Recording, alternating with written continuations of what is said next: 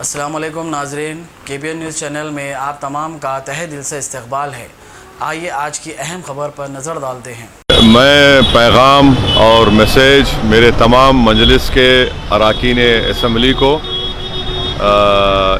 رکن پارلیمان کو، اراکین قانون ساز کونسل کو، اراکین بلدیہ کو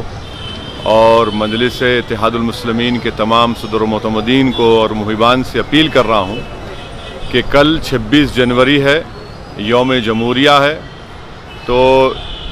پارٹی نے، جماعت نے فیصلہ لیا ہے کہ جہاں کہیں بھی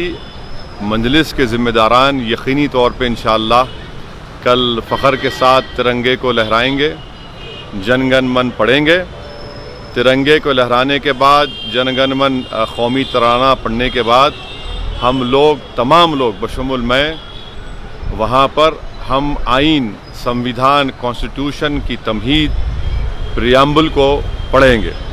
تو میرا یہ پیغام میرے تمام مجلس کے غیور معزز اراکین سے ہے کہ جہاں کہیں بھی انشاءاللہ کل آپ صبح میں 26 جنوری کو یوم جمہوریہ کا جشن منائیں گے اور ترنگے کو لہرائیں گے، تو ترنگے کو لہرانے کے بعد جن گن من پڑھیے اور اس کے بعد سب عوام کے سامنے اور عوام کو اس میں پڑھائیے کہ وہ آئین کی، سمویدھان کی، کانسٹیٹیوشن کی تمہید اور پریامبل کو پڑھیں گے، اور جو کوئی بھی مجلس کا ذمہ دار ہوگا وہ اس میں لیڈ لے گا۔ اگر رکن اسمبلی ہے تو ان کی ذمہ داری ہے، قانون ساز کونسل کے ممبر ہیں ان کی ذمہ داری ہے، MP ہیں ان کی ذمہ داری ہے، اراکین ہیں، کارپوریٹر ہیں، وہ اپنے اپنے وارڈز میں ترنگے کو لہرائیں گے، جن گن من پڑھیں گے، اور اس کے بعد آئین کی تمہید، پریامبل کو وہ تمام عوام کے سامنے پڑھیں گے اور عوام سے اپیل کریں گے ساتھ میں پڑھیں، تاکہ ہم کو ملک میں ایک تاریخی موقع ہم کو ملا ہے کہ ہم اس سے اپنے سمویدھان کو بچائیں گے۔ جو برسر اقتدار مرکز میں BJP کی حکومت ہے، وہ سمویدھان پر کمزور کرنے کے پورے اقدامات کر رہی ہے، سمویدھان کی دھجیاں اڑا رہی ہیں، تو اس سے بہترین اور مؤثر جواب ان کا یہ ہو سکتا ہے کہ ہم 26 جنوری کے دن ترنگے کو لہرانے کے بعد، قومی ترانہ پڑھنے کے بعد اور پورے ادب کے ساتھ قومی ترانہ پڑھیں، اس کے بعد ہم تمام مل کر تمہید پڑھیں گے، پریامبل کو پڑھیں گے،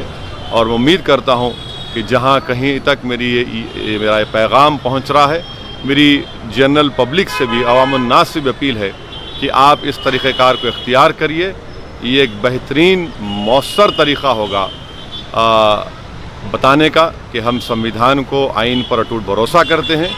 اور ایک طریقے سے یہ ایک جواب بھی ہوگا ان طاقتوں کو جو سمویدھان کو کمزور کرنے کی کوشش کر رہے ہیں، جس کو بابا صاحب امبیڈکر نے بنایا تھا۔